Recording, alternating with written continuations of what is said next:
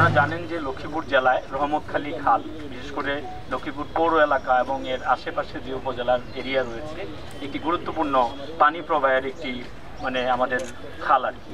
এটির মাধ্যমে লক্ষ্মীপুরে যে বিভিন্ন সময়ে যে অতিবৃষ্টি বা পাহাড়ি ঢল আসে, এই ঢলের পানি নির্বিঘ্নে যাতে যেতে পারে, এটি অত্যন্ত গুরুত্বপূর্ণ। আমরা জানি যে গত বছর আমরা একটি খুব খারাপ অভিজ্ঞতার সম্মুখীন হয়েছি। লক্ষ্মীপুর জেলায় জলাবদ্ধতা দীর্ঘমেয়াদী ছিল। বন্যা হতেই পারে, কিন্তু সেটি দীর্ঘমেয়াদী জলাবদ্ধতা আমাদের অন্যতম দুর্ভোগের কারণ।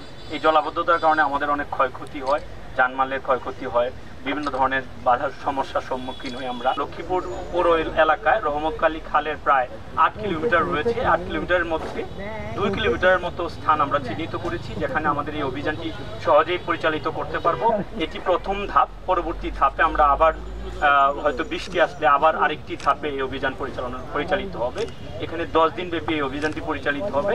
এটিতে আমরা সার্বিক দিক নির্দেশনা পেয়েছি জেলা প্রশাসনের, এবং আমরা এটা আশা করব যে এভাবে যদি আমরা সুনির্দিষ্ট পরিকল্পনা অনুযায়ী এগিয়ে যেতে পারি, নিশ্চয়ই জলাবদ্ধতার যে একটি ভোগান্তি, সেটি থেকে আমরা অনেক সুন্দর একটি পর্যায়ে যেতে পারবো এবং লাঘব করতে সক্ষম হব অনেকটাই। মাঠের অলরাউন্ডার আমি, আর ঘরের অলরাউন্ডার টাইলক্স।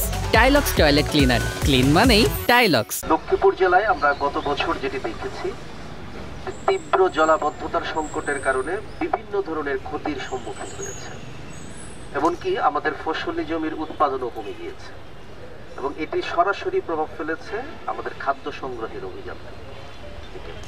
কাজে এটি একটি দীর্ঘস্থায়ী একটি সংকট, এবং এই সংকটটি যদি আমরা দূর করতে না পারি, এটি লক্ষ্মীপুর জেলার আর্থ সামাজিক পরিস্থিতির উপর একটি নেতিবাচক প্রভাব ফেলবে।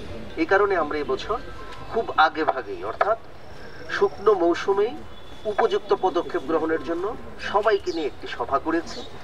আমাদের 5টি উপজেলা নির্বাহী অফিসারগণ তাদের কর্মপরিকল্পনা প্রণয়ন করেছেন, এবং জেলায় যে সংশ্লিষ্ট বিভিন্ন দপ্তর সংস্থা রয়েছে এবং বিভিন্ন স্বেচ্ছাসেবী বেসরকারি সংস্থা রয়েছে এবং সাংবাদিকগণ আপনারা ছিলেন, আপনাদের সবার সঙ্গে মত বিনিময়ের ভিত্তিতে আমরা স্বল্পমেয়াদী, মধ্যমেয়াদী এবং দীর্ঘমেয়াদী বিভিন্ন কর্মসূচি গ্রহণ করেছি।